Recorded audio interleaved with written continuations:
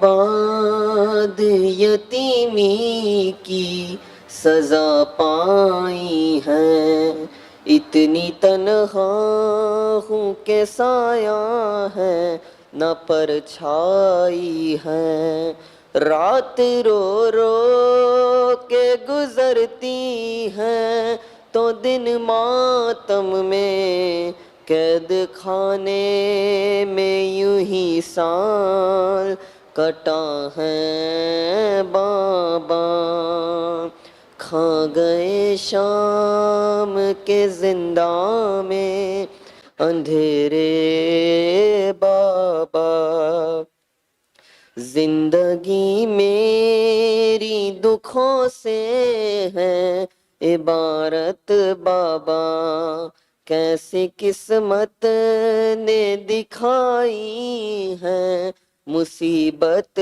بابا، میں جو روتی ہوں تو لگتے ہیں تماچے بابا، آپ کی یاد میں رونا بھی سزا ہے بابا، کھا گئے شام کے زندہ میں اندھیرے بابا، اشک آنکھوں سے نکلتے ہیں لہو کانوں سے، اب درندوں سے نہیں خوف ہے انسانوں سے، ایک مجبور یتیمہ پر ستم ڈھاتے ہیں، میری تقدیر میں دروں کی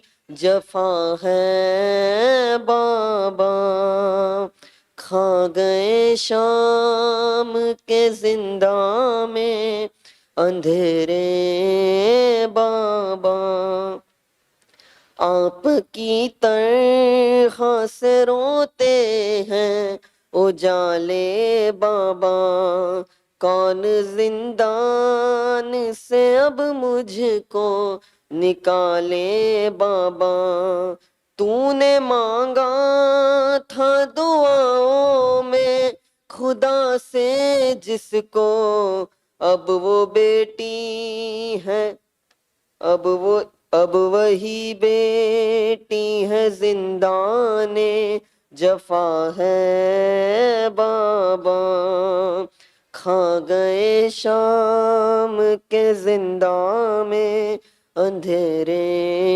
بابا، کتنے ارمان تھے کہ زندہ سے گھر جاؤں گی، ایسا لگتا ہے یہی رو کے میں مر جاؤں گی، یہ ستمگار سکینہ کو کفن کیا دیں گے، کیا کفن آپ کے لاشے کو ملا ہے بابا، کھا گئے شام کی زندہ میں اندھیرے بابا، زخم لاکھوں ہے کلیجے میں دکھاؤں کیسے، مجھ پہ جو بیت رہی ہے وہ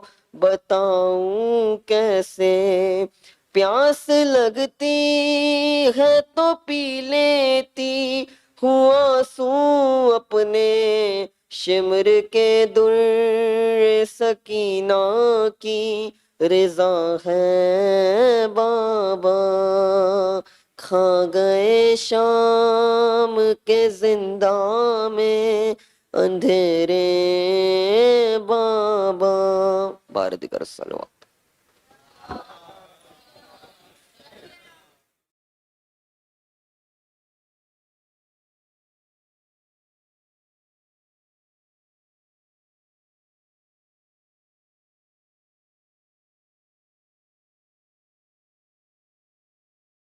چل چکا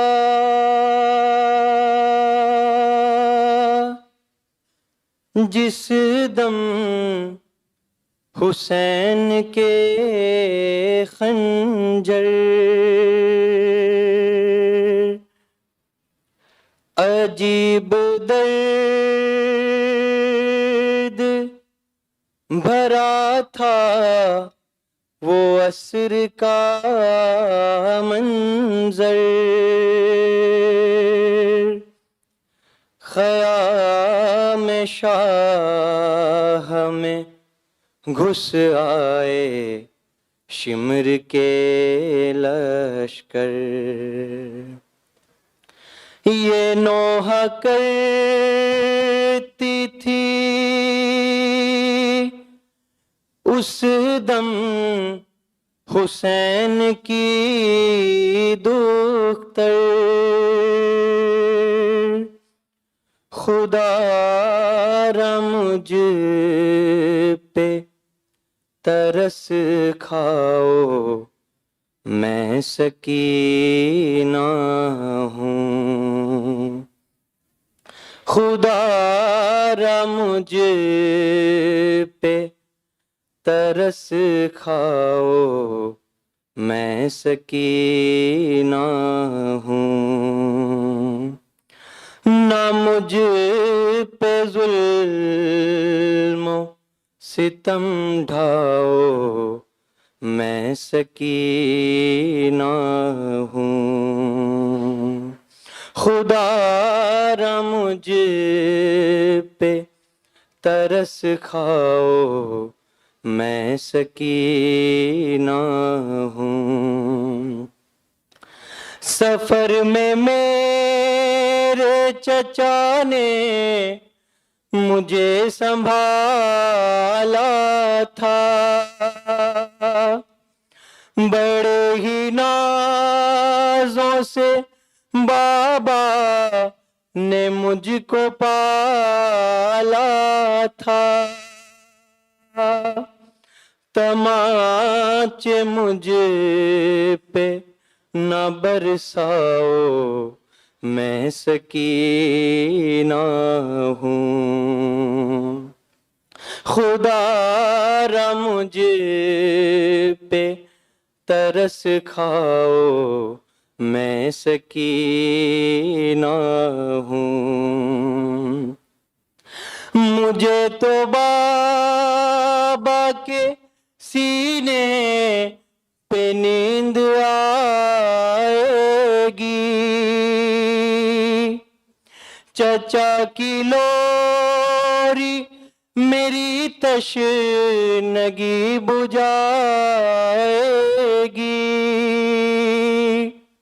کوئی تو بابا سے ملواؤ میں سکینہ ہوں، خدا را مجھ پہ ترس کھاؤ میں سکینہ ہوں، کوئی یتیموں کو دنیا میں کب ستاتا ہے،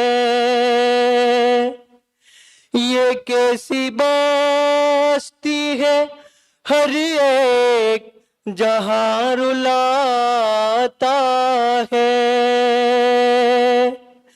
کوئی یہ شمر کو سمجھاؤ میں سکینہ ہوں، خدا را مجھ پہ ترس کھاؤ میں سکینہ ہوں، بولا کہ تم نے اجاڑا ہے فاطمہ کا چمن،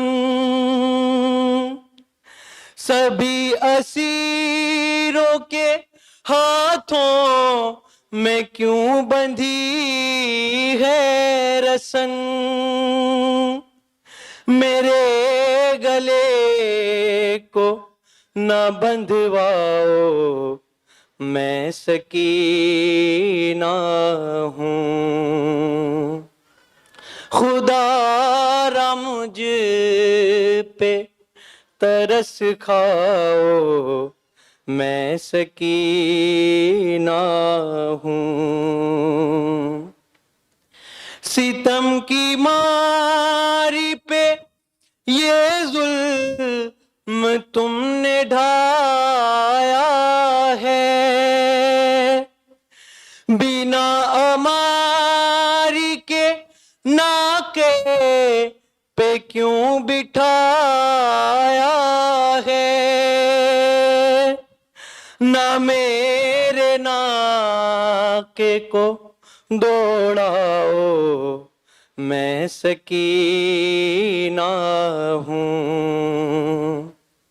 خدا را مجھ پہ ترس کھاؤ، میں سکینہ ہوں۔ میرے صغیر کو تشنا لبی نے مارا ہے، بہت قریب یہاں نہر کا کنارہ ہے، مجھے نہ پانی کو ترساؤ، میں سکینہ ہوں۔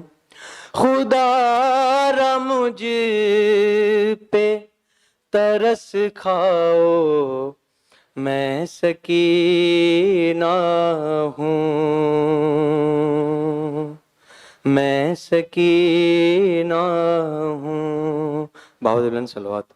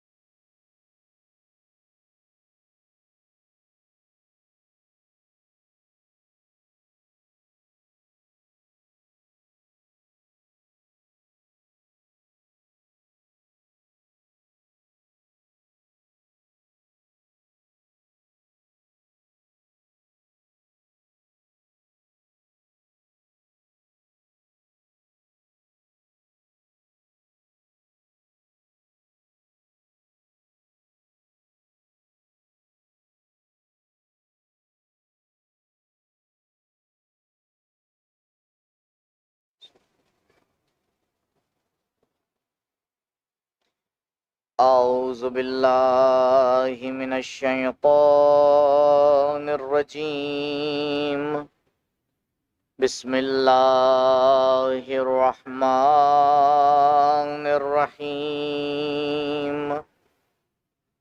الحمد للہ الذی لا یبلغ مدحتہ القائلون ولا يحصي نعماءه العادون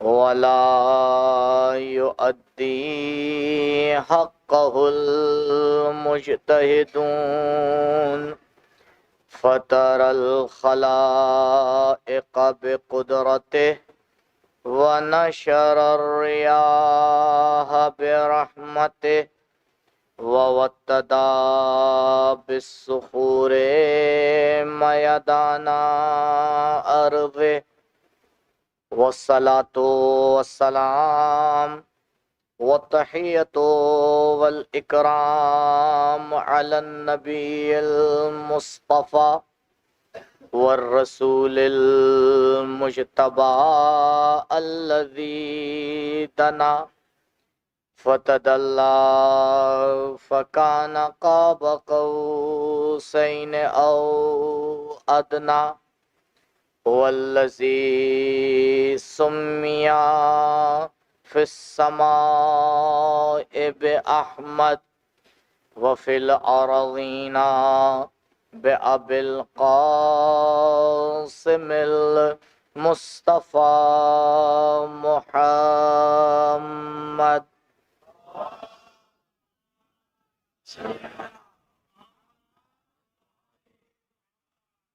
وعلى أهل بيته الأطيبين الأطهرين المعصومين المظلومين الذين أذهب الله عنهم الرجس وطهرهم تطهيرا.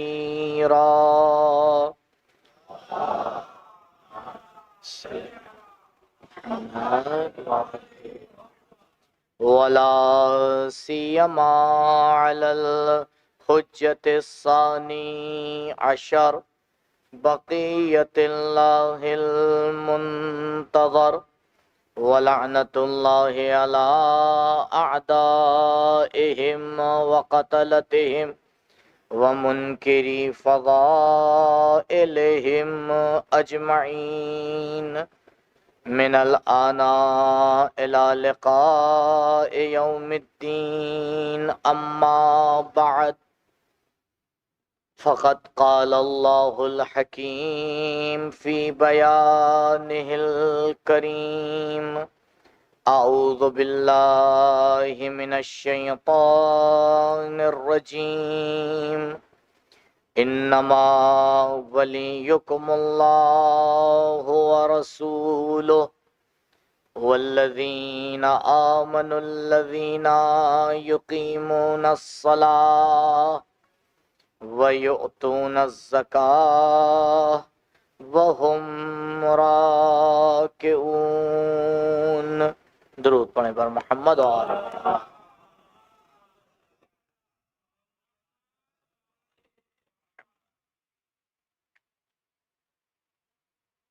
ولایت کی حقیقت کے عنوان سے جو گفتگو کا سلسلہ آپ کے سامنے شروع ہوا، اس کے آج کچھ آخری معروضات جنہیں آپ کی خدمت میں پیش کرنا ہے. آپ کی خدمت میں عرض کیا کہ پروردگار نے صفت ولایت جو کہ اس کی اپنی ذاتی صفت ہے، اسے اپنے کچھ خاص بندوں کو عطا کیا، اور اس صفت کو کچھ درجات میں بانٹا، اور مختلف درجات میں یہ صفت پروردگار کے خاص بندوں کو عطا کی گئی. جسے جس مقام کی ولایت عطا ہوئی اسے اسی کے اعتبار سے درجات اور مقامات دیے گئے، اور اسی کے ساتھ ساتھ پروردگار نے ولایت کے کچھ درجات کو انسانوں کے لیے حاصل کرنے کا بھی اختیار دیا، اور کہا: اے انسان، اگر تو عبادت اور اطاعت کے ذریعے اپنی کچھ صفات کو پروردگار کی صفات سے قریب کر لے تو پروردگار تجھے بھی ولایت کے بعض درجات عطا کر دے گا. انسان اس دنیا میں آیا ہی اسی لیے ہے کہ اپنے کمالات کو اجاگر کرے، اپنی صفات کو سنوارے، اور اپنے آپ کو اس کمال تک پہنچائے جس کے لیے پروردگار نے اسے خلق کیا ہے. لیکن صرف صفات کا بیان ہو جانا کافی نہیں ہے، بلکہ ضروری ہے کہ ہمارے سامنے کچھ ایسی ہستیاں ہوں کہ جن کے اندر وہ صفات بخوبی موجود ہوں، کیونکہ صرف بیان کر دینے سے مسئلہ حل نہیں ہوتا، صرف سن لینے سے مسائل حل نہیں ہوتے، بلکہ جب مثال دے کے بات کی جاتی ہے، حقیقت کو بیان کر کے بات کو بیان کیا جاتا ہے، تب انسان کو سمجھ میں آتا ہے کہ حقیقت کیا ہے۔ ایک صفت شجاعت، بارہا آپ نے صفت کو سنا، اب اگر آپ کے سامنے صفت شجاعت کو بیان کر دیا جائے تو شاید اتنی بات واضح نہیں ہوگی، لیکن جب آپ ایک انسان کی زندگی میں شجاعت کی صفت کو دیکھیں گے تو آپ بخوبی سمجھ جائیں گے کہ شجاعت کسے کہتے ہیں۔ کا شجاعت کا مطلب یہ نہیں ہے جو معلوم لوگوں کے ذہن میں ہوتا ہے۔ آپ دیکھیں جیسے ہی لفظ شجاعت آتا ہے، سامنے والے کے ذہن میں کیا آتا ہے کہ بس سامنے کھڑا ہو، اور اگر کسی نے زندگی میں قدم پیچھے ہٹا لیے تو اب لوگ اسے شجاع نہیں سمجھتے۔ کہ نہیں، اسلام کی تاریخ بتاتی ہے کہ شجاعت ہمیشہ حملہ کرنے کا نام نہیں ہے، بلکہ شجاعت وقت کے تقاضے کو سمجھ کر قدم اٹھانے کا نام ہے۔ کوئی انسان کسی بھی امام کے بارے میں یہ نہیں کہہ سکتا کہ کوئی بھی امام شجاع نہیں تھا، اور یہ بھی نہیں کہہ سکتا کہ فقط وہ جنگ کے میدان میں شجاع تھا۔ شجاعت مولا کائنات علی ابن ابی طالب علیہ الصلوۃ والسلام صلی اللہ علیہ وسلم کی ایک ذاتی صفت ہے۔ کہا دیکھو علی کی زندگی کا جائزہ لو اور شجاعت کے معنی کو صحیح سے سمجھو۔ علی اگر بدر و حنین میں آ کے ذوالفقار چلائیں تب بھی شجاع ہیں، اور اگر رسول کے اس دنیا کے جانے کے بعد گھر میں بیٹھ جائیں تب بھی شجاع ہیں۔ علی کی شجاعت کا مطلب یہ نہیں ہے کہ ہمیشہ تلوار نیام سے باہر نظر آئے، بلکہ حقیقت کو سمجھ کر، مسائل کو سمجھ کر، زمانے کے اعتبار سے مصلحتوں کو دیکھتے ہوئے جو اقدام علی ابن ابی طالب کرتے چلے جائیں، سمجھ لینا شجاعت کا مطلب یہی ہے۔ کیونکہ شجاع انسان وہ ہوتا ہے جو دین کی پہلے حفاظت کرتا ہے، جذبات کو بعد میں آگے بیان کرتا ہے۔ سب سے بڑی شجاعت یہی ہوتی ہے کہ انسان اپنے جذبات پہ آ کے کنٹرول کر لے۔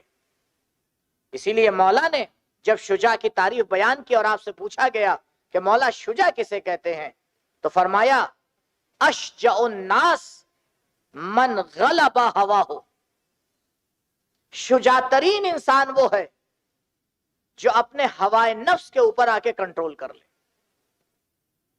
اگر اس پہ کنٹرول نہ کر پائے تو مولا فرما رہے شجاعت نہیں ہے اس کے اندر۔ شجاعت اسے نہیں کہا جاتا، شجاعت یہ ہے کہ انسان اپنے ہوائے نفس کے اوپر کنٹرول کر لے۔ اب انسان زندگی کو دیکھتا جائے، ایک ولی اللہ کی زندگی کو دیکھتا جائے اور شجاعت کے معنی کو سمجھتا جائے۔ کا اسی طرح سے علی کی زندگی کا آگے جائزہ لو، تب سمجھ میں آئے گا جو کام مولا انجام دے دیں اسے حق کہا جائے گا، اور جس کام کو مولا ترک کر دیں اسے باطل کہا جائے گا۔ یہ ولایت کا معیار ہے کہ ولی اللہ جو بھی کام کر رہا ہے وہ حق ہے، اب چاہے وہ ہمیں اور آپ کو پسند آئے، چاہے ہمیں اور آپ کو پسند نہ آئے۔ کہ ولی اللہ جس کام کو ترک کر دے وہ باطل ہے، اب چاہے ہمارے اور آپ کی سمجھ میں آئے اور چاہے سمجھ میں نہ آئے۔ بہت سے مسائل ہوتے اتنی آسانی سے سمجھ میں نہیں آتے، کیوں؟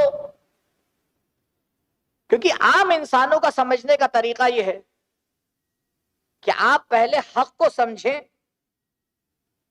اور پھر اس انسان کی زندگی کو دیکھیں۔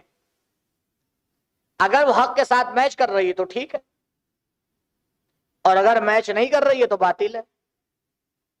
یعنی عام انسانوں کی زندگی میں ترازو حق ہے، اور میں نے پہلے بھی اس مسئلے کو آپ کی خدمت میں بیان کیا تھا کہ دنیا غلط فہمی کا شکار ہے، بہت بڑی غلط فہمی، کہ حق اور باطل اسے چھوڑ کر ایک راستہ اور ہے،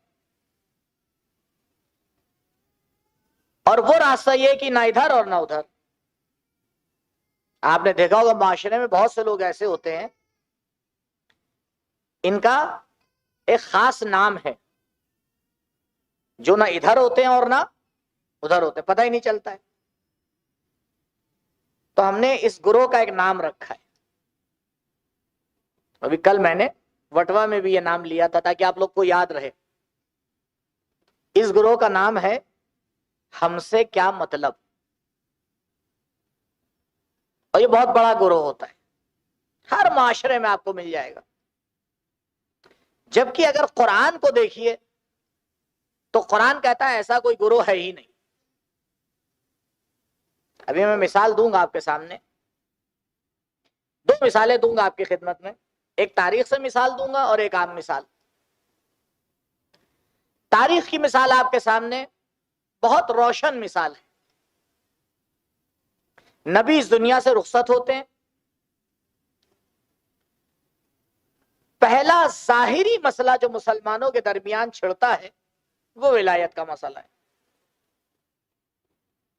دیکھنے میں مسلمان تین گروہوں میں تقسیم ہوئے ہیں۔ ایک گروہ وہ ہے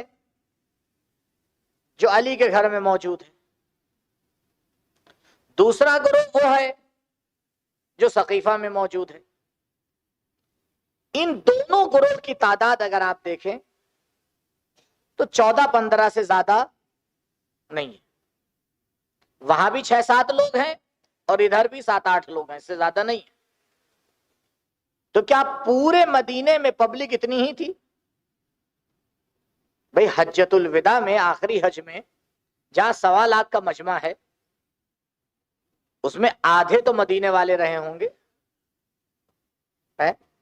تو آدھے بھی رہے تو 40-50 ہزار تو پاپولیشن تھی اس وقت مدینے کی۔ اب اتنے لوگوں میں سے آپ نے ایک گروہ نکال دیا، وہ جو مولا کے گھر پہ موجود ہے، اور ایک گروہ وہ نکال دیا جو مخالفت کرنے کے لیے تلا ہوا ہے۔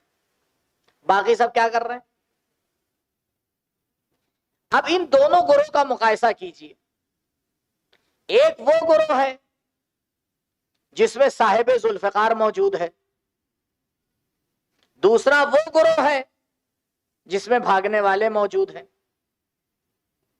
ایک وہ گروہ ہے جس کے پاس باب مدینۃ العلم کا درجہ ہے، دوسرا وہ گروہ ہے جسے قرآن کی بہت سی آیات کی تفسیر بھی نہیں پتا ہے۔ دونوں گروہ کو آپ ملائیں گے تو ہر انسان آ کے یہی کہہ دے گا کہ اس گروہ کا اس گروہ سے کوئی مقایسہ نہیں ہے۔ لیکن اگر تاریخ سے پوچھا جائے کہ بتاؤ کون سا گروہ ظاہری طور پر کامیاب ہوا، اب یہ تو کوئی چھپی ہوئی بات نہیں، کون سا گروہ کامیاب ہوا؟ کہ وہ گروہ کامیاب ہوا جو ظاہر میں ہر اعتبار سے کمزور تھا۔ یہ کیسے ہو گیا؟ وہ گروہ جو ہر اعتبار سے کمزور ہے وہ کامیاب ہو رہا ہے، اور وہ گروہ جو ہر اعتبار سے مضبوط ہے اس کی بات نہیں سنی جا رہی ہے۔ آپ جانتے ہیں اس کی وجہ کیا ہے؟ آج بھی ہمارا معاشرہ ایسا ہی ہے۔ 1400 سال گزر گئے ہیں لیکن بہت زیادہ فرق نہیں آیا ہے، اصول ویسے ہی ہیں، مسائل ویسے ہی ہیں۔ کا مسئلہ یہ ہے کہ ایک تیسرا گروپ بھی ہے جس کا نعرہ یہ ہم سے کیا مطلب، ہمیں تو دن بھر کمائی کرنا ہے، اپنے اولاد کو دیکھنا ہے، رات میں سو جانا ہے، دوبارہ اٹھنا ہے، وہی زندگی کا روٹین ہے، ہمیں اس سے کیا مطلب۔ کون حکومت کے اوپر آ رہا ہے. عزیزوں یہ جو تیسرا گروہ ہوتا ہے یہ آ کے باطل کو طاقتور بنا دیتا ہے, حق کو کمزور بنا دیتا ہے. باطل اسی کے اوپر سوار ہو کر اپنی بات کو بنوا لیتا ہے.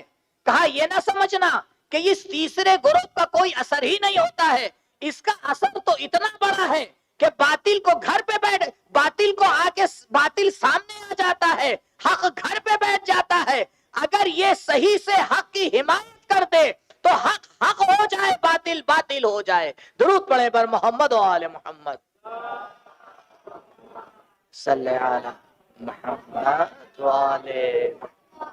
ہر زمانے میں آپ کو کچھ ایسے انسان ملیں گے جو حق کی بات کریں گے, لیکن ہمیشہ ان کی تعداد کیا ہوتی ہے؟ زیادہ ہوتی ہے یا کم؟ کم ہوتی ہے. اور ان کی مخالفت کرنے والے بھی کم ہی ہوتے ہیں, ان کی تعداد بھی کم ہوتی ہے. لیکن یہ حق والے کیوں نہیں کامیاب ہو پاتے؟ اس کی وجہ یہی ہوتی ہے کہ یہ جو بیچ والا گروہ ہے, ہم سے کیا مطلب والا, یہ آ کے حق کی صحیح سے حمایت نہیں کرتا.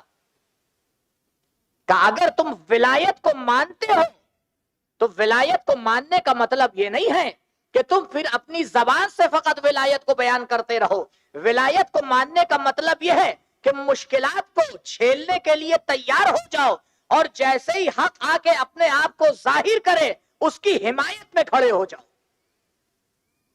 اگر تم اس راستے کے اوپر نہیں چلے تو پھر یہ نہ کہنا کہ تم ولایت کو ماننے والے ہو.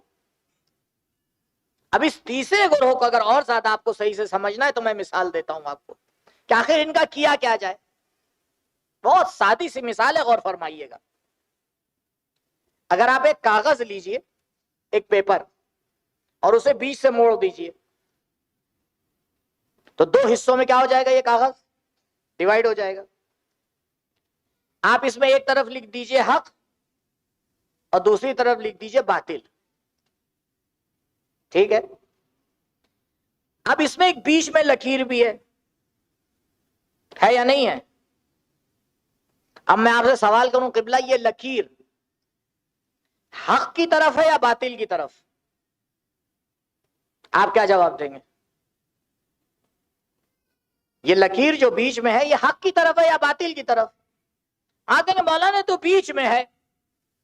تو ابھی نہیں سمجھ میں آیا نا کہ یہ لکیر کا ماجرا ہے کیا. ابھی آپ کو سمجھ میں آ جائے گا. آپ اس کاغذ کے دو ٹکڑے کر دیجئے, حق اور باطل کو جدا کر دیجئے. جیسے ہی آپ حق اور باطل کو جدا کریں گے اب اس لکیر کا کوئی نام و نشان نہیں رہ جائے گا. یہ لکیر نہیں تھی, یہ آنکھوں کا دھوکہ تھا. کیوں؟ کیونکہ یہ جو بیچ والا گروہ ہوتا ہے ہمیشہ پروردگار اسے باطل میں شمار کرتا ہے, حق میں شمار نہیں کرتا. کیونکہ کائنات میں دو گروہ ہے ہی نہیں, یا حق کے طرفدار ہیں یا باطل کے پرستار ہیں. جو حق کی محافظت نہیں کرتے پروردگار ان کا نام باطلوں میں شمار کرتا ہے, کوئی تیسرا گروہ نہیں بناتا ہے. درود پڑھے بر محمد و آل محمد صلی علی محمد و آل محمد. یہ انسان اسی غلط فہمی ہے کہ وہ آ کے یہ سمجھتا ہے کہ نہیں ہم بچ جائیں گے. کبھی کبھی ہوتا ہے معاشرے کے اندر, خاندان میں ایسے ہوتا ہے, دوستی میں ایسا ہوتا ہے, رشتہ داریوں میں ایسا ہوتا ہے کہ معاملہ بالکل پتا ہوتا ہے کہ حق کس کے ساتھ ہے, لیکن رشتہ داریاں حق کا ساتھ دینے نہیں دیتی, دوستی حق کا ساتھ دینے نہیں دیتی, جاب حق کا ساتھ دینے نہیں دیتی. تو یہاں پر یہ جو مسائل ہم لوگ کے درمیان آ جاتے ہیں اس کا نتیجہ کیا ہے کہ اب ہم ساتھ نہیں دیں گے تو کیا ہوگا. جناب یوسف والا واقعہ تو آپ نے سنا ہے نا, کہ جب مصر کے بازار میں یوسف کو بیچا جا رہا تھا تو ایک بڑھیا بھی عصا ٹیکتی ہوئی آئی اور وہ بھی آ کے لائن میں لگ گئی. تو کسی نے کہا کہ ماں یہاں بڑے بڑے خریدار، انہیں تو یقین ہے نہیں کہ یوسف کو خرید پائیں گے، تم کہاں سے خریدنے چلی آئی؟ اس نے ایسا جواب دیا کہ تاریخ میں باقی رہ گیا. کہا مجھے پتا ہے کہ یوسف جیسی ذات تو میں نہیں خرید سکتی. کہا جب پتا ہے نہیں خرید سکتی تو آئی کس لیے ہو؟ کہا میں خریدنے تھوڑی آئی ہوں، میں تو اس لیے آئی ہوں کہ جب کل تاریخ میں یوسف کے خریدنے والوں کی لسٹ بنے گی تو میرا نام بھی خریدنے والوں میں لکھا جائے گا، تو کم سے کم خریدنے والوں میں میرا نام تو لکھ دیا جائے گا. تو کہا اگر انسان صرف زبان سے بھی حق کی حمایت کر لیتا ہے تو کم سے کم پروردگار یہ تو لکھ دیتا ہے کہ یہ حق کے حمایتی میں سے تھا، یہ اس گروہ میں داخل نہیں تھا جنہیں چپ ہو کے باطل کو طاقتور بنا دیا. یہ اس گروہ میں نہیں تھا جس نے چپ ہو کے باطل کو طاقتور بنا دیا. اسلام 1400 سال سے انہی مسائل کے اندر گرفتار ہے. عزیز، میں نے پہلے دن بھی آپ کی خدمت میں عرض کیا تھا کہ کہنے کو یہ لگتا ہے کہ ولایت بہت بیان کی جاتی ہے. نہیں، مولا فرما رہے ہیں کہ ولایت ایک ایسا سنگین مسئلہ ہے کہ جب لوگ اسے سمجھنے لگتے ہیں تو پھر ہر انسان اسے برداشت نہیں کر پاتا. کل میں نے روایت آپ کے سامنے پڑھی تھی کہ مولا فرماتے ہیں کہ اگر کوئی ہماری ولایت کو قبول کر رہا ہے تو پھر امتحان دینے کے لیے تیار ہو جائے، کیونکہ امتحان اسی کا لیا جاتا ہے جس کے اندر کوئی صلاحیت ہو، اور جس میں صلاحیتیں زیادہ ہوتی ہیں وہاں امتحان بھی بڑے لیے جاتے ہیں. تو حق اور باطل کے مسئلے میں عام لوگوں کا طریقہ یہی ہے کہ انسان حق کو سمجھے اور انسان اس سے ملائے، لیکن کائنات میں ایک ذات ایسی ہے جہاں معاملہ کچھ اور ہے. وہاں معاملہ یہ ہے کہ حق کو دیکھ کے اس ذات کو نہیں دیکھا جائے گا. مسلمانوں نے یہی غلطی کی کہ اہل بیت کو عام لوگوں سے ملا دیا، جبکہ رسول نے آ کے ارشاد فرمایا کہ اے مسلمانوں، اہل بیت کا مقایسہ اپنے آپ سے مت کرنا، انہیں سکھانا مت، کیونکہ انہیں پروردگار نے سکھایا ہے. ان کی اطاعت کرنا، یہ وہ ہستیاں نہیں ہیں جنہیں تم کچھ سکھا پاؤ، بلکہ کوشش کرنا کہ ان کے قدم سے قدم ملا کے چلو. پوری دنیا میں اگر حق کو باطل کو سمجھنا ہے تو آپ کو پہلے حق کو سمجھنا ہوگا. اگر آپ حق کو نہیں سمجھ پائیں گے تو باطل کو کیسے سمجھیں گے؟ اگر آپ حق کو نہیں سمجھ پائیں گے تو کیسے سمجھیں گے یہ انسان حق پر ہے یا نہیں ہے؟ پوری دنیا کے لیے قانون صحیح ہے سوائے اس خاندان کے. کہ یہ معاملہ الگ ہے، یہاں حق کو دیکھ کے فیصلہ نہیں لیا جاتا ہے، یہاں علی کو دیکھ کے فیصلہ لیا جاتا ہے. یہاں یہ نہیں دیکھا جاتا ہے کہ حق کدھر جا رہا ہے، یہاں یہ دیکھا جاتا ہے علی کدھر جا رہے ہیں. یہاں معاملہ ہی الگ ہے. دنیا کو اگر حق پہ تولنا ہے تو حق معیار بنتا ہے، اور اگر حق کو تولنا ہے تو علی ابن ابی طالب معیار بنتے ہیں. کہا تمہارا عمل حق تب ہوگا جب حق کے مطابق ہو، اور حق تب حق ہوگا جب علی کے مزاج کے مطابق ہو. جب علی کے مزاج کے مطابق ہو. اور یہ بالکل عقلی مسئلہ ہے. چند منٹ میرے ساتھ رہیے، ایک بار صلوات پڑھ کے آپ لوگ آگے آ جائیے تھوڑا سا. اللہ صلی علی محمد وآلِ محمد. اللہ صلی علی محمد وآلِ محمد وعجل. اللہم صلی علی محمد وآلِ محمد وعجل. دیکھیے، معمولاً جب اس ٹائپ کی تقریر ہوتی ہے تو لوگوں کو یہ لگتا ہے کہ ہاں چھتیں اڑائی جا رہی ہیں. ایسا کچھ نہیں ہے. یہ بالکل فلسفی مسئلہ ہے، عقلی مسئلہ ہے. اور اس کو سمجھنے کے لیے میں آپ سے 2-4 منٹ میرے ساتھ رہیے گا، انشاءاللہ حل ہو جائے گا۔ اس کائنات میں پروردگار نے جو بھی خلق کیا ہے، مادی دنیا کی بات کر رہا ہوں، ملائکہ میں نہ چلے جائیے گا، مادی دنیا میں پروردگار نے جو بھی خلق کیا ہے وہ 2 ٹائپ کی چیزیں ہیں۔ کچھ چیزیں ہیں جنہیں کہا جاتا ہے ذات، آپ اس کا نام رکھ دیجئے سبجیکٹ، اور کچھ چیزیں ہیں جنہیں کہا جاتا ہے صفات، اور یہ صفات وہ کوالٹیز ہوتی ہیں جو ہر ذات کے اوپر آتی ہیں۔ انسان ایک ذات ہے، اب اس کے اوپر بہت سی صفات آتی ہیں، کبھی یہ مرد ہے، کبھی یہ خاتون ہے، کبھی عالم ہے، کبھی جاہل ہے، کبھی جوان ہے، کبھی بچہ ہے، کبھی بوڑھا ہے۔ صفات کی خصوصیت یہ ہوتی ہے کہ ہمیشہ ذات کے اوپر آتی ہے، ایک صفت جاتی ہے دوسری صفت آ جاتی ہے۔ پانی ایک ذات ہے،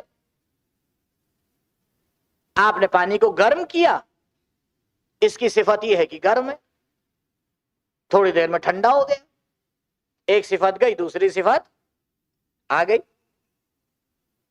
آپ کا لباس ہے، یہ ذات ہے، آپ نے اس کو کوئی کلر کر دیا، یہ صفت ہو گئی، آپ نے کلر بدل دیا، صفت بدل گئی۔ ذات ثابت رہتی ہے لیکن صفات بدلتی رہتی ہیں۔ صفات اپنے اندر کچھ نہیں ہوتی، یعنی صفت ہو ہی نہیں سکتی جب تک ذات نہ ہو۔ ہے؟ آپ بتائیں، اگر پانی نہیں ہے تو گرمی ہوگی؟ بھئی گرمی کسی ذات پہ ہی تو آئے گی۔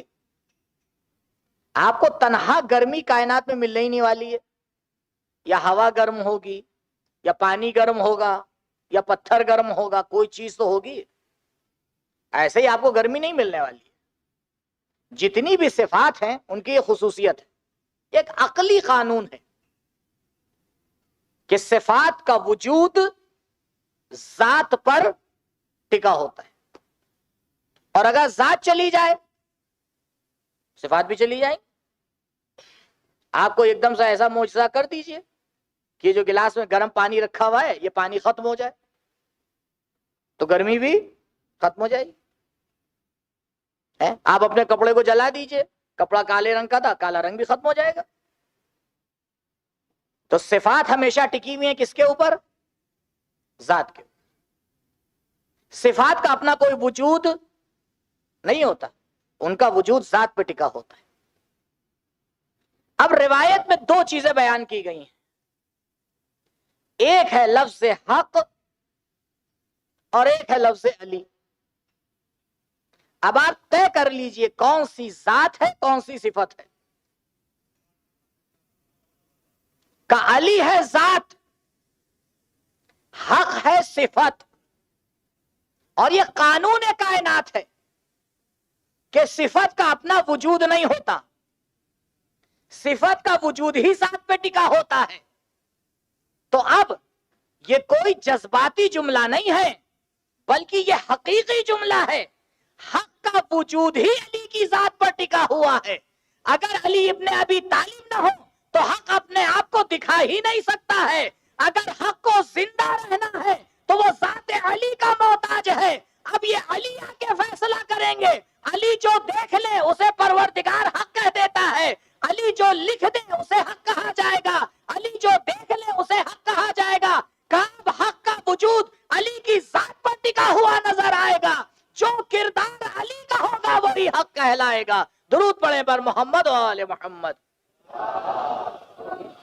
صلی اللہ علیہ محمد و آل محمد۔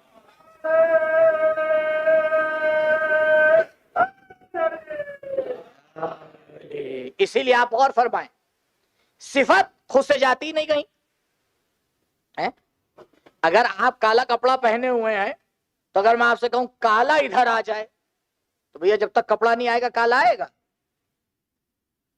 تو نبی نے بالکل سیدھی سیدھی بات کہی ہے. نبی نے یہ نہیں کہا یا علی آپ ادھر جائیے گا جدھر حق جا رہا ہے، بلکہ یہ کہا حق ادھر جائے گا جدھر ذات جا رہی ہے.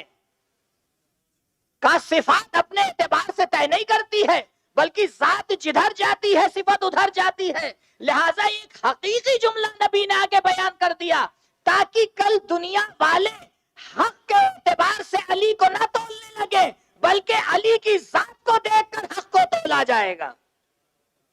علی کی ذات کو دیکھ کے تولا جائے گا، اور یہ وہ ذات ولایت ہے. اسی لیے جو لوگ سمجھدار تھے انہی نے ہمیشہ یہی کیا. ایک جوان مسجد الحرام میں طواف کر رہا ہے، طواف کرتے کرتے اب کوئی خاتون ادھر سے گزری، اس نے غلط نگاہ سے دیکھ لیا. اتفاق سے مولا کائنات بھی طواف کر رہے تھے. تو آپ یہ سمجھتے ہیں کہ بس کچھ بھی ہوتا رہے معاشرے میں ہم سے کیا مطلب؟ نہیں. اللہ کے ہاتھ نے ایک رسید کر دیا. اب جب سوچئے مولا کا جھاپڑ پڑے تو کیا ہوگا؟ کچھ زیادہ نہیں ہوا، بیچارے کی ایک آنکھ چلی گئی. اب وہ پہنچا کہاں؟ اس وقت کی عدالت میں کہ بھائی دیکھیے ایسا ایسا ہو گیا، مجھے مار دیا اور یہ ہو گیا وہ ہو گیا. کا پورا ماجرا بتاؤ ہوا کیا؟ اب مجبور تھا حقیقت تو بیان ہی کرنا تھی کہ ایسا ایسا ہوا.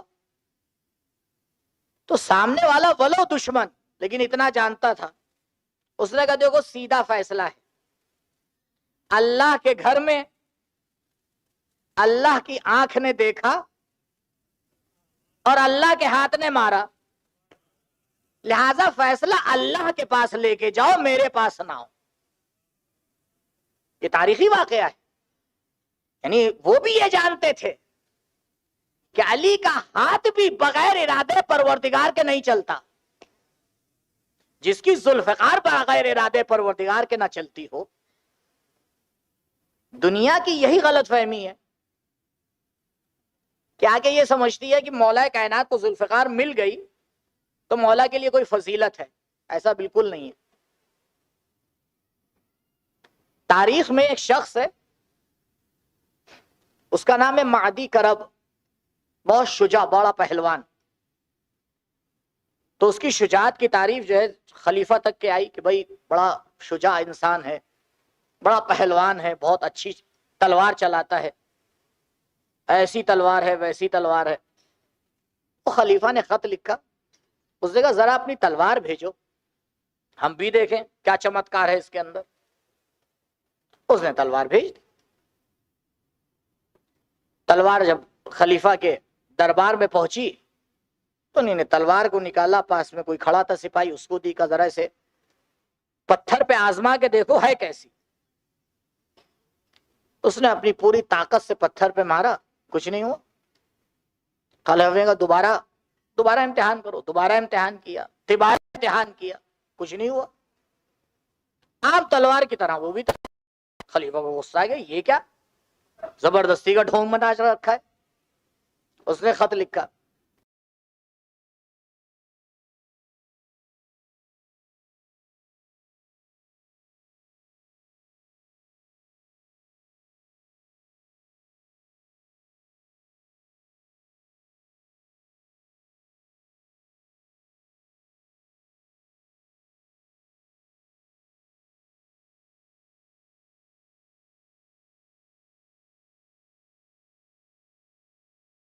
آیا تھا. تلوار کا کمال نہیں ہے، کمال تو بازوان حیدر کرار کا ہے کہ جسے پروردگار ذوالفقار عطا کرتا ہے. ذوالفقار کا کمال نہیں بلکہ ذوالفقار کو اس بات پہ ناز ہے کہ علی کے ہاتھ میں دی گئی ہے. پروردگار نے معیار ولی اللہ کو آگے بنایا ہے، کہا ولایت کے اوپر آ کے تولا جائے گا کیا حق ہے اور کیا باطل ہے. حق اور باطل کا مسئلہ ولایت کے اوپر آ کے تولا جائے گا. اسی لیے روایت صریح طور پہ آ کے کہتی ہے کہ اگر انسان نے تمام مسائل کو آ کے حل کر لیا لیکن اس کی ولایت قبول نہ ہوئی، کچھ قبول نہیں ہوگا، کیونکہ سارے مسائل کا دار و مدار ولایت کے اوپر ہے۔ کیوں؟ کیونکہ ولایت صفت پروردگار ہے،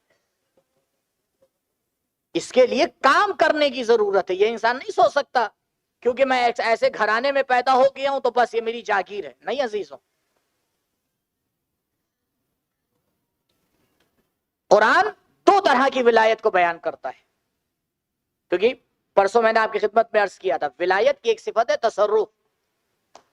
ولایت، جب ولایت ملتی ہے کسی انسان کو تو کائنات کے اندر تصرف کر لیتا ہے، کائنات میں چینجنگ لا سکتا ہے، تبدیلی کر سکتا ہے۔ آیت اللہ جوادی عاملی کا واقعہ آپ کو بتایا تھا۔ قرآن دو طرح کی ولایت کا ذکر کرتا ہے،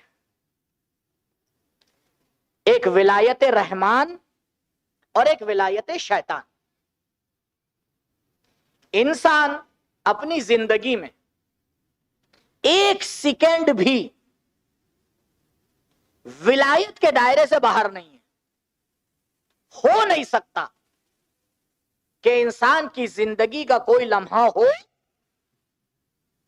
اور وہ ولایت کے انڈر میں نہ ہو، یہ ہو نہیں سکتا۔ اب یہ انسان کو طے کرنا ہے کہ وہ رحمان کی ولایت کے انڈر میں ہے یا شیطان کی ولایت کے انڈر میں ہے۔ کیا یہ تمہیں طے کرنا ہے؟ یہ تو ہو ہی نہیں سکتا کہ تم بغیر ولایت کے آگے زندگی بسر کر لو۔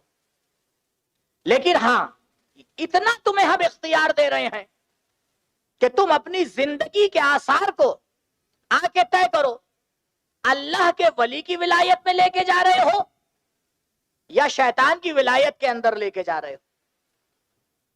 شیطان ایسے ہی تھوڑی حملہ کر دیتا ہے۔ آپ کے ذہن میں ضرور سوال ہوا ہوگا کہ کیسے بہکا لیتا ہے شیطان؟ شیطان ہر ایک کو نہیں بہکا پاتا، اس کا بھی ایک سسٹم ہے۔ شیطان کی طاقت انسان سے بہت کم ہے، کیونکہ انسان اشرف مخلوق ہے، شیطان نہیں ہے۔ مسئلہ یہ ہے کہ طریقہ، وہ ایک شیطان شناسی کی الگ بحث ہے۔ قرآن میں کئی 100 آیات ہیں شیطان کے حوالے سے، لیکن مسئلہ یہ ہوتا ہے کہ یہ ٹاپک چھڑتا ہی نہیں۔ اور پتہ ہے آپ کو یہ ٹاپک کیوں نہیں چھڑتا؟ کیونکہ شیطان چھڑنے نہیں دیتا۔ اسے پتا ہے کہ اگر ممبر سے یہ ٹاپک چھڑ گیا تو میری تو ایسی کی تیسی ہو جائے گی، تو یہ بھی اسی کا کرشمہ ہے۔ لیکن وہ بھول گیا کہ جو شیطان سے لڑنا جانتے ہیں وہ اس ٹاپک کو بھی چھیڑتے ہیں۔ کیسے بچے انسان شیطان کی ولایت سے؟ جب جنگ کا زمانہ ہوتا ہے، اب ٹھیک ہے ہم میں سے آپ میں سے تو کوئی بھی جنگ کے زمانے میں نہیں رہا ہے، لیکن کم سے کم کچھ جنگ کے قوانین ہمیں اور آپ کو پتہ ہیں۔ تو جنگ کے زمانے میں جب ہوائی حملہ ہوتا ہے تو پورے شہر کی لائٹ کاٹ دی جاتی ہے اور سب سے کہہ دیا جاتا ہے کہ دیکھیے بھائی، کوئی شمع، کوئی ٹارچ، کوئی آگ، کچھ نہیں جلائیے گا، کیونکہ اگر آپ نے کہیں لائٹ جلائی اور اوپر سے میزائل آپ کے گھر پہ آ کے گرا تو اسے بعد میں کوسیے گا اپنے آپ کو پہلے، کیونکہ نہ آپ اسے نشانی دکھاتے اور نہ وہاں سے آپ کے اوپر حملہ ہوتا۔ بھائی اندھیرے میں ہزاروں فٹ کی اونچائی پہ اڑنے والا جہاز، اسے کیا پتا نیچے زمین پہ کیا چل رہا ہے؟ اندھیرا کیا ہی اسی جاتا ہے نا۔ اندھیرے کی خصوصیت ہی یہی ہے کہ حق و باطل کو سمجھ ہی میں نہیں آتا۔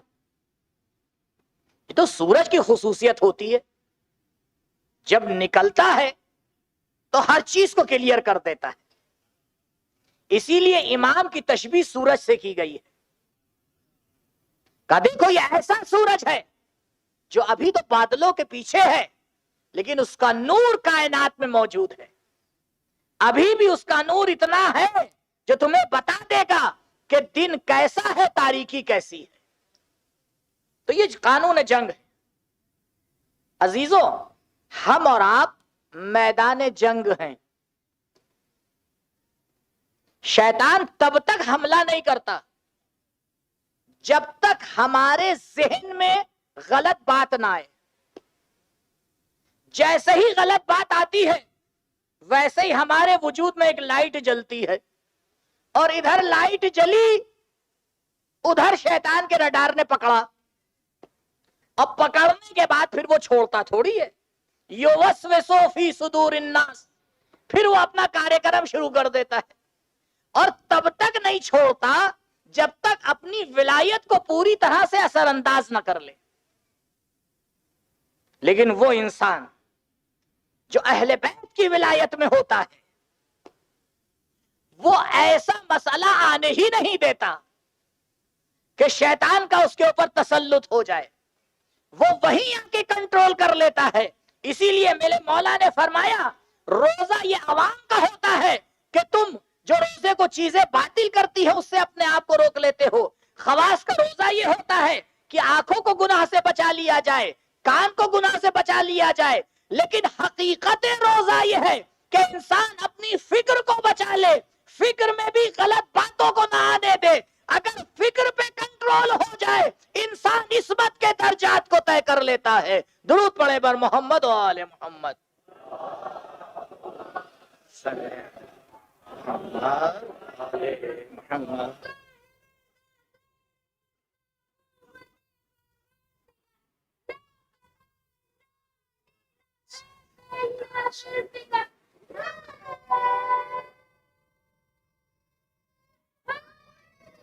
یا علی، دیکھیے دوبارہ مجھ سے درخواست کی جا رہی ہے کہ آپ لوگ پھر تھوڑا تھوڑا آگے آ جائیں۔ اب یہ وقت میری مجلس میں نہیں جڑے گا جو آپ لوگ آگے آنے میں لے رہے ہیں، یہ بڑھے گا تو یہ آپ کا ٹائم ہے۔ اللہم صلی محمد ابھی نہ کہ مولانا نے لمبی مجلس پڑھی ہے، آپ نے لمبی کروائی ہے۔ دوبارہ صلوات پڑھیں پر محمد و آل محمد صلی محمد و آل محمد۔ تو پروردگار دونوں ولایتوں کا آگے ذکر کر رہا ہے، ولایت شیطان بھی ولایت رحمان بھی، اور یہ جنگ ہمیشہ جاری ہے۔ انسان کسی بھی لمحہ اس جنگ سے باہر نہیں ہے۔ اپنی آنکھوں کو کھولتا ہے یہ جنگ جاری ہے، اپنے کانوں کو کھولتا ہے یہ جنگ جاری ہے، گھر سے باہر نکلتا ہے یہ جنگ جاری ہے، معاملہ کرتا ہے یہ جنگ جاری ہے۔ ہر لمحہ انسان کو اس بات کا خیال رکھنا چاہیے کہ کس ولایت میں جی رہا ہے۔ زبان سے آگے ولایت کا نام لے لینا یہ کافی نہیں ہے، بلکہ انسان آگے یہ دیکھے کہ اس کی زندگی کس ولایت کی حکومت میں چل رہی ہے۔ کہیں ایسا نہ ہو کہ دعویٰ تو یہ ہو کہ علی کی ولایت میں جی رہے ہیں، لیکن جب حقیقت کو کھول کے دیکھا جائے تو پتہ یہ چلے معاملات شیطان کی ولایت کے ہو رہے ہیں، آنکھیں شیطان کی ولایت میں دیکھ رہی ہیں، زبان شیطان کی ولایت میں چل رہی ہے، کان شیطان کی ولایت میں اطاعت کر رہے ہیں۔ کہا نہیں، ولایت کی حقیقت یہ ہے کہ انسان اپنے وجود کے ہر حصے کو ولی اللہ کے حوالے کر دے اور اپنی زندگی میں پوری کوشش کرے کہ اے اللہ کے ولی، آپ ہمیں یہ توفیق دیجئے کہ میرا دیکھنا وہ ہو جس پہ آپ راضی ہو، میرے معاملات ایسے ہو جس پہ آپ راضی ہو، میری زندگی ایسے بسر ہو جس پہ آپ راضی ہو۔ جب زندگی اس طرح سے ہوتی ہے پھر ہمیں نہیں کہنا پڑتا ہے کہ یا علی ہم آپ کو چاہتے ہیں، پھر علی آواز دیتے ہیں یہ ہمارا ہے۔ درود پڑھے بر محمد و آل محمد صلی اللہ علیہ محمد و آل محمد۔ ایک شخص تھے، بڑی ان کی تمنا تھی کہ امام سے ملاقات ہو جائے، طرح طرح کے عمل کر ڈالے، طرح طرح کی دعائیں پڑھ ڈالی کہ کسی طرح سے امام کی زیارت ہو جائے۔ ایک دن ان کو بشارت ہوئی کہ فلاں بازار میں جاؤ، وہاں ایک تالا بنانے والا شخص ہے، اس کے پاس چلے جاؤ، امام سے ملاقات ہو جائے گی. اور امام اس کی دکان پہ آتے ہیں. اب یہ بھاگے ہوئے پہنچے، تلاش کرتے ہوئے بازار میں گئے تو دیکھا ایک بہت ہی سادہ سا انسان، اس کی تالے بنانے کی دکان ہے. اب یہ گئے، سلام کیا اور جا کے اس کی دکان پہ کہا بھائی میں بیٹھ جاؤں آپ کی دکان پہ؟ اس نے کہا بیٹھ جائیے. اب یہ سوچ رہے ہیں اس کے اندر کیا ہے، کون سا اس کے اندر جادو ہے. یہ ابھی بیٹھے ہوئے تھے، اتنی دیر میں ایک بوڑھی آئی. اس نے کہا یہ میرے پاس ایک تالا ہے، اس کی چابی کھو گئی ہے اور میں اس کو بیچنا چاہتی ہوں، تم کتنے میں خریدو گے؟ اس نے تالا لیا، دیکھا، کہا دیکھیے اگر ایسے اس تالے کو آپ بیچیں گی تو اس کی قیمت ہے 20 درہم، لیکن اگر آپ اس کی چابی بنوا لیجئے تو چابی کا خرچہ ہے 10 درہم، اور چابی بننے کے بعد اس کی قیمت ہو جائے گی 40 درہم. کہا میں جس کے پاس گئی سب نے اس کی قیمت لگائی 10 درہم. کہا نہیں، اس کی قیمت کتنی ہے؟ 20 درہم، اور اگر کہیے تو میں اس کی چابی بنا دوں. چابی بننے کے بعد اس کی قیمت ہو جائے گی 40 درہم.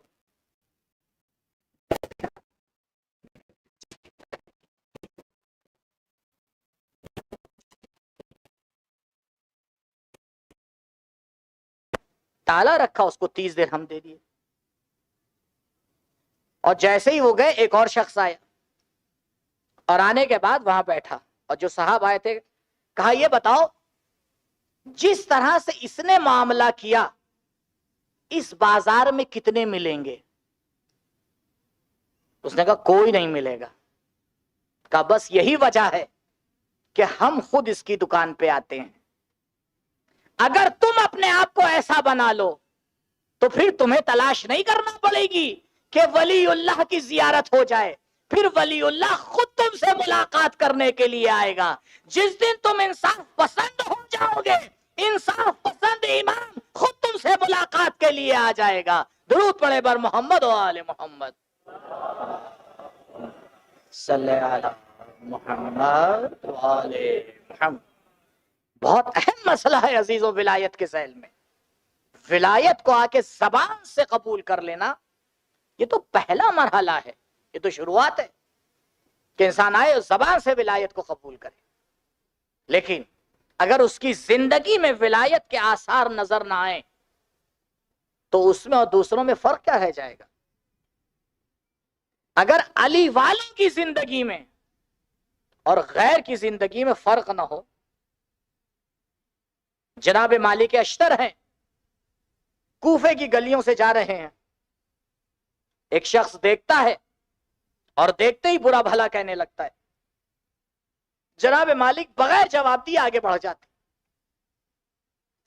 جیسے ہی آگے جاتے ہیں ایک دوسرا شخص آتا ہے، کہا تم نے اس کو پہچانا؟ کہا نہیں، میں تو بس یہ سمجھ گیا کہ یہ علی کے لشکر کا سپاہی ہے، اس لیے میں نے اس کو کہہ دیا. کہا اچھا، یہ سپاہی نہیں ہے، علی کے لشکر کا سیناپتی ہے، مالک اشتر ہیں. اب جیسے ہی حقیقت سمجھ میں آئی بھاگا.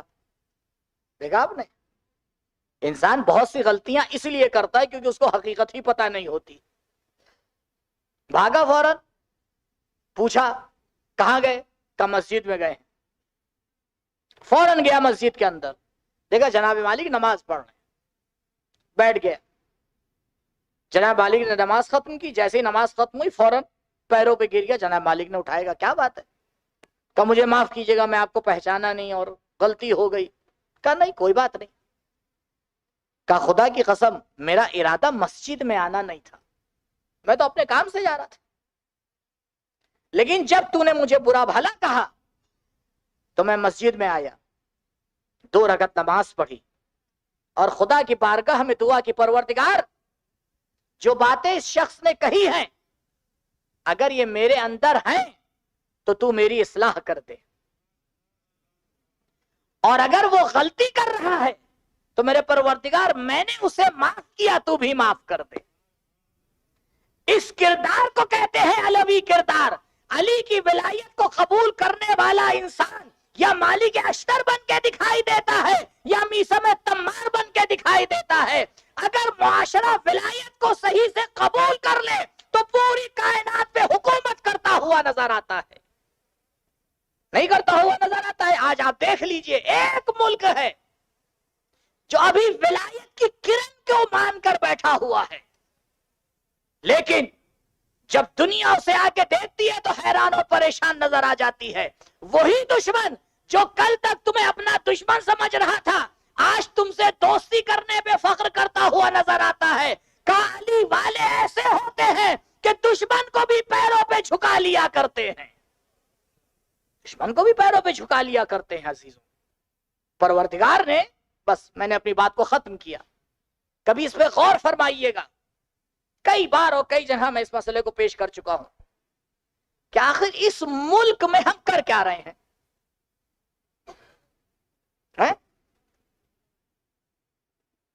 ہندوستان میں ہم کیا کر رہے ہیں؟ پروردگار ہمیں کہیں اور پیدا کر دیتا، یا تو کہیے ایسے ہی اللہ میاں نے اکڑ بکڑ کر کے خلق کر دیا، تھوڑے سے یہاں تھوڑے سے وہاں، یا کوئی مقصد ہے؟ بے مقصد تو نہیں ہو سکتا پروردگار کا کام۔ شاید ایک مقصد یہ ہے، پروردگار جانتا ہے کہ ہر انسان کو ہدایت چاہیے،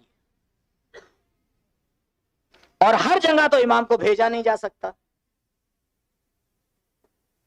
تو اس نے کچھ امام کے ماننے والوں کو کچھ ملکوں میں بھیجا ہے تاکہ وہ اپنے کردار سے اہل بیت کی تبلیغ کریں اور آ کے دنیا والوں کو سکھائیں کہ علی والے کیسے ہوتے ہیں۔ کہا ہماری تعداد پہ نہ جانا، بلکہ ہمارے کردار کو دیکھنا، ہمارے معاملات کو دیکھنا، ہماری زندگی کو دیکھنا، ہمارے طریقہ کار کو دیکھنا۔ ہمیں آئیڈیل بنانا پڑے گا تمہیں، کیوں؟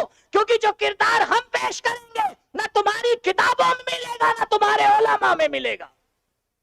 یہ کردار علوی ہے، یہ ولایت کا کردار ہے، لیکن اگر ہم اس پہ پر عمل نہ کر پائے تو کیا فائدہ؟ آج بتائیں، کیا واقعاً ہم اس ملک میں اپنے آپ کو آئیڈیل بنا پائیں؟ وہ قوم جس کے پاس اعلی ترین کتاب ہو، جس کے پاس اعلی ترین امام ہو، جس کے پاس اعلی ترین کردار ہو، جس کے پاس اعلی ترین علماء ہو، جس کے پاس ہر چیز اعلی ہو ولایت کے سائے میں، اگر وہ اپنے آپ کو آئیڈیل نہ بنا پائے دوسروں کے لیے، اگر وہ یہ نہ بتا پائے کہ زندگی کیسے جی جاتی ہے، اگر وہ یہ نہ بتا پائے کہ فتح کیسے کی جاتی ہے، اگر وہ یہ نہ سکھا پائے کہ معاملات کیسے کیے جاتے ہیں، آپ بہت دور مت جائیے، اسی ملک کی تاریخ کو اٹھا کے دیکھ لیے، جب ہم نے ولایت پہ صحیح سے عمل کیا ہے، ولو تعداد کم رہی ہو لیکن ہم آئیڈیل رہے ہیں، ہم آئیڈیل رہے ہیں۔ لیکن جس دن سے ہم بھول گئے اور ہم نے آ کے اپنی کرنا شروع کر دی، یہ بہت بڑا مسئلہ ہے۔ امام کو مانیں گے، امام کی نہیں مانیں گے۔ زندگی ہے تو اپنے طریقے سے، معاملات ہیں تو اپنے طریقے سے، شادیاں ہیں تو اپنے طریقے سے، مجلسیں ہیں تو اپنے طریقے سے۔ یہ پورے 5 دن کا آج نتیجہ آپ کو دے رہا ہوں۔ حقیقت ولایت یہ ہے کہ ہمارے افعال، معذرت کے ساتھ، حقیقت ولایت یہ نہیں ہے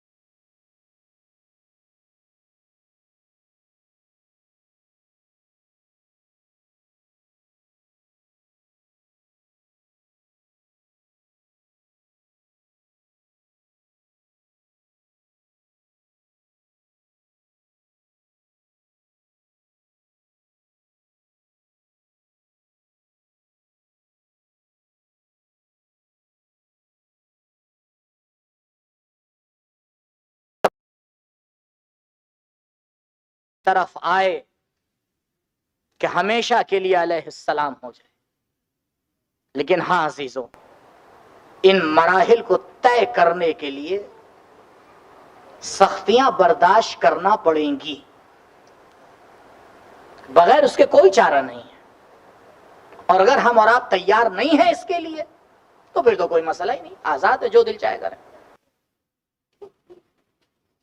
صرف انہی مسائل کو حل کرنے کے لیے مولا نے ہر سختی کو برداشت کیا، اور نہ صرف خود برداشت کیا بلکہ گھر والوں نے بھی برداشت کیا،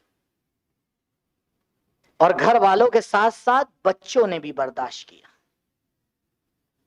کیا تربیت تھی اس خاندان کی کہ اس خاندان کے بچے بھی اتنے مطیع اور فرما بردار تھے کہ ان کا کام کبھی بھی جذباتی نہیں ہوتا تھا. بچوں سے توقع نہیں ہوتی ہے کہ وہ عاقلانہ کام کریں ہمیشہ، لیکن اللہ اکبر، اس خاندان کے بچے حسین الوداع کر کے خیمے سے باہر نکلے. ابھی حسین کا رہوار آگے بڑھنا چاہتا تھا کہ رہوار رک گیا. ایک مرتبہ حسین نے ایک جملہ کہا، اے میرے رہوار، یہ آخری سواری ہے. اب جو حسین نے توجہ کی تو کیا دیکھا؟ ایک ننھی سی بچی گھوڑوں کے ٹانگوں سے لپٹی ہوئی بیان کر رہی ہے،